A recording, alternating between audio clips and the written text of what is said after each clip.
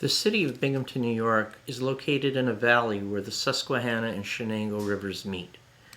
First settled in 1787 on the site of an Iroquois village, the town was first called Shenango Point and then renamed after the British landowner and eventual U.S. Senator William Bingham.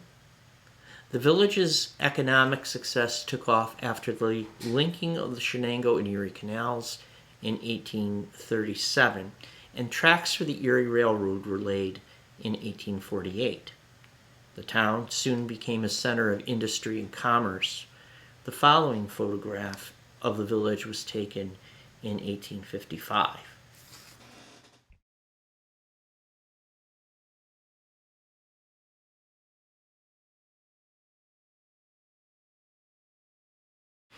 At the dawn of the 20th century, the expansion of the area grew, along with the spread of industry. Two surrounding towns, Endicott and Johnson City, were built around the facilities of the Endicott-Johnson Shoe Company, a family-owned enterprise that profited greatly thanks to World War I military contracts to produce boots and footwear for American forces. In the face of the labor unrest of the 1910s and 1920s, Endicott-Johnson was largely inured to such problems due to the paternalistic capitalism of the firm's founder, George F. Johnson. Johnson provided company housing where mortgages could be paid from the workers' pay packet. Children received a pair of new shoes every Christmas, and the company towns provided large parks, swimming pools, carousels, and other entertainments. Such opportunity brought tens of thousands of recent immigrants to the Binghamton area.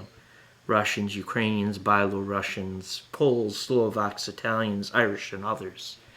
They were Roman Catholic, Byzantine Catholic, Russian, and Greek Orthodox, and some Jews.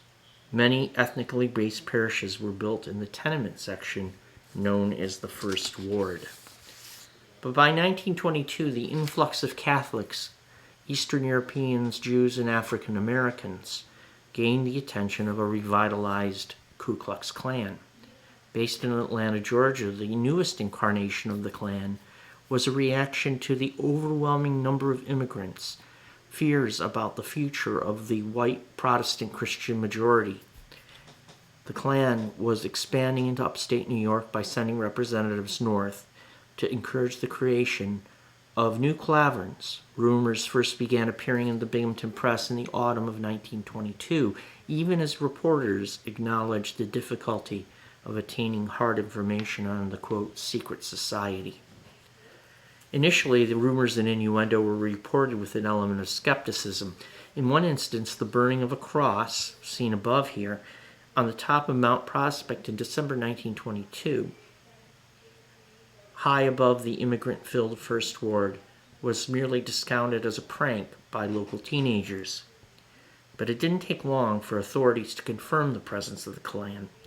By January 1923, the imperial clocker or teacher for the New York State Klan visited Binghamton, and only 2 months later, men in 5 automobiles delivered large numbers of pamphlets explaining the, quote, ideals of the Ku Klux Klan to the porches of Binghamton residents.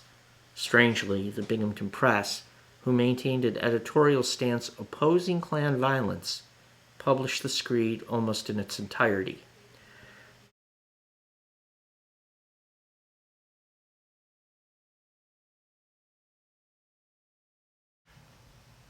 In August of 1923, the Klan organized a rally at Courthouse Square in the center of the city. A surprisingly large crowd, estimated at 5,000, gathered to listen to Klan speakers. But when one man loudly expressed his support, a crowd of Catholic immigrants descended on him. Forced to flee to a streetcar, he was later found badly beaten. The Binghamton Press described the man's attackers as, quote, a surging mass of humanity estimated at 200 or 300 persons, end quote. The New York State Klan, headquartered 70 miles north at Syracuse, decided to hold its 1924 state Clarero, or convention, at Binghamton. It was a move that would attempt to solidify the city's status as Klan capital of the North. However, the great expectations of the Klan fell short when the weekend was marred by anti-Klan violence. The Klan's guards were attacked with bricks. A gang thrashed the Klan's welcoming committee at the Binghamton train station. And finally, on the last day of the gathering, men in boats fired birdshot from the Susquehanna River at the Klansmen. The meeting had obstacles of an almost biblical scale when great hordes of mosquitoes descended on the cross burning. Attracted by the fire, the mosquitoes made the night unendurable for the small remnant of the Klan army that remained. Further missteps occurred in state and local politics as the Klan failed to influence the 1925 mayoral race in Binghamton. The Klan's effort to aid a Republican candidate backfired and ensured a heavy immigrant and Catholic turnout for the Democrat and Socialist candidate. But by that time, the Klan had already had its own building, the Klan Temple, in downtown Binghamton. The Klan's influence across the United States deteriorated after a series of embarrassing and highly violent racial incidents as far south as Louisiana and as far north as Indiana. In order to make up for this flagging support, the Klan increased its membership fees. The New York Klan, for instance, increased its dues from $10 to $15 for a new member, including the cost of a robe, and it was a huge burden on the membership. Some locals, like the Binghamton Klan, resisted the heavy increases, and in reaction, the National Klan in Atlanta sent out reclamation representatives to retrieve dues and liquidate property. In June 1927, the Klan had its one last hurrah in Binghamton as the city hosted the state Klan meeting. Only a month later, a letter from the local reclamation officer to, quote, all exalted Cyclops officers and Klansmen complained that so many of us have the thought that we should live unto ourselves alone. The writing was on the wall, and the National Klan wanted the Klan Temple property in lieu of past due membership fees.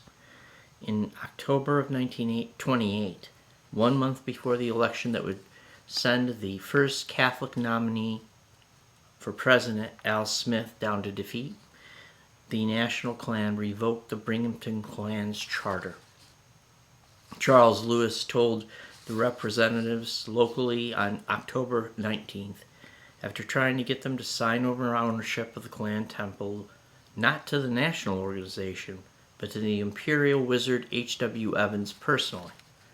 The event marked the end of Klan activity in Binghamton as an organized force. Underlying racial animosity and religious tensions would remain, but the Klan was relegated to history after a mere 6 years. For years to come, however, local lore would refer to Binghamton in such terms as a Klan capital. However, cross burnings would continue. My own mother, born in 1944, recalled crosses burning on the hills as a young child. To confirm her recollections, I found an article that confirmed cross burnings in Binghamton in both 1948 and May 1950. And in each case, just as it was in 1922, the burnings were discounted by police as pranks. Thank you.